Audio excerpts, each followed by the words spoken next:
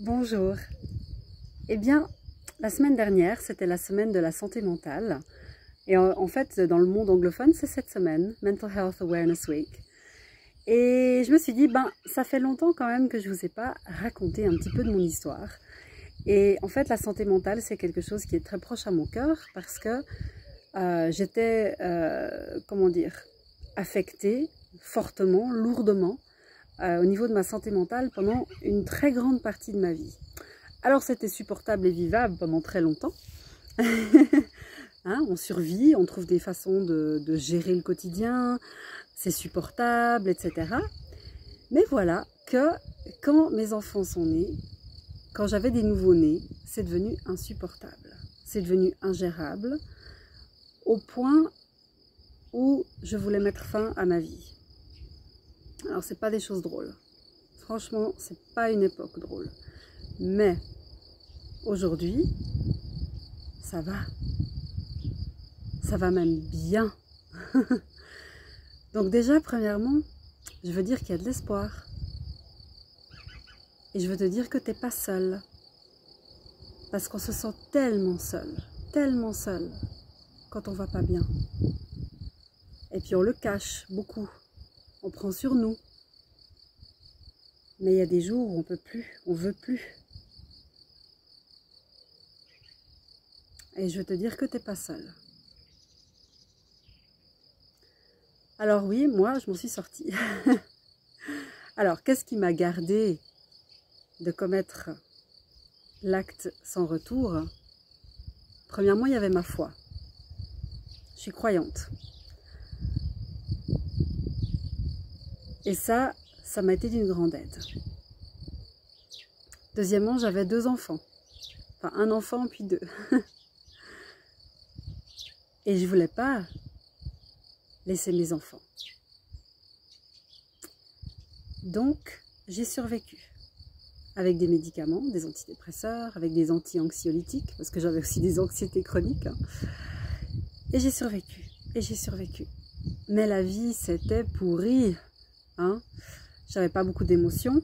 Et j'étais tellement dans le contrôle. Je devais tout contrôler. À la minute près, presque. Chaque jour. Et c'était assez insupportable pour mes proches, pour mon mari particulièrement.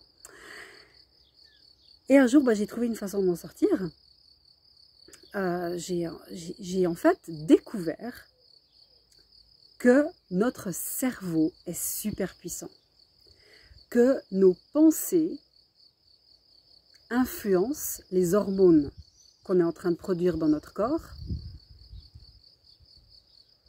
Et que ces hormones font qu'on se sent aussi plus ou moins déprimé ou anxieux. J'ai appris, j'ai compris que en changeant mes pensées, je changeais ma biochimie et que je pouvais me sentir mieux. Et j'ai appris comment faire ça. Alors ça, c'est en très résumé. Hein. J'ai appris beaucoup plus que ça. Mais en gros, j'ai appris que en reprenant l'influence, j'aime pas dire le contrôle, parce que le contrôle, c'est quelque chose que les anxieux connaissent bien. Donc j'ai repris l'influence sur mes pensées, et donc du coup sur mes émotions, et donc du coup sur la biochimie que je produis dans mon corps, et donc du coup sur ma santé mentale, mais physique aussi. Hein. J'ai utilisé la même technique, pour guérir plein d'autres choses. Mais après cette formation, ma vie a changé. La dépression, ça a changé très vite pour moi. C'était parti très très vite. Parce que en changeant les hormones que je produisais dans mon corps, c'était bien plus puissant que les antidépresseurs. Génial. Donc, très vite, ça c'était fini. Les anxiétés, ça a pris un peu plus de temps. Mais pas long, hein. Quand je dis un peu plus de temps, je dis environ 3 mois. Hein.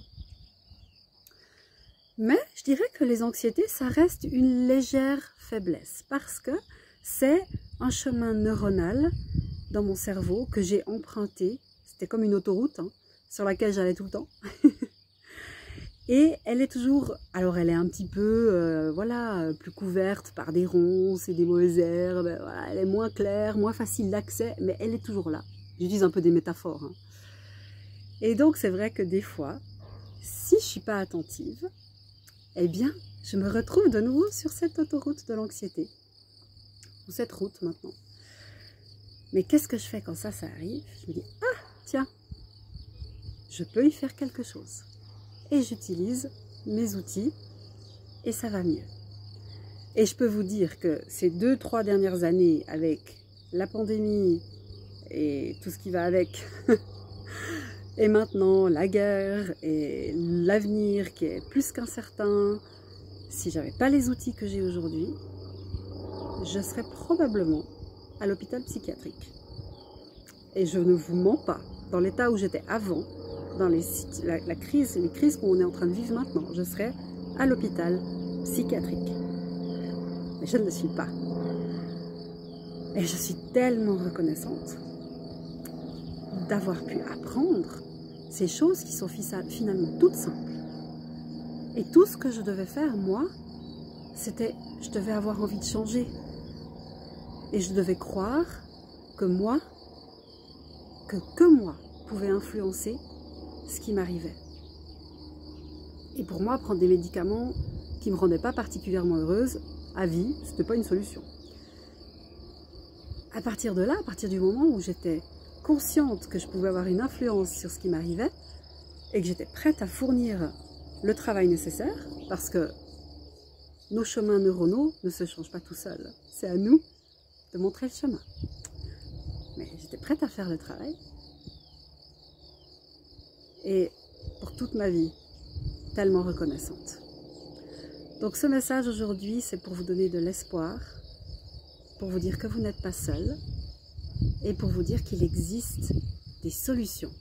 Si vous êtes quelqu'un qui a envie de reprendre l'influence sur ce qui vous arrive, qui ne voulait pas être tout le temps dépendant des psys et des médicaments. Je ne dis pas que je suis contre les psys et les médicaments, pas du tout. Ils ont aussi leur place dans certaines circonstances.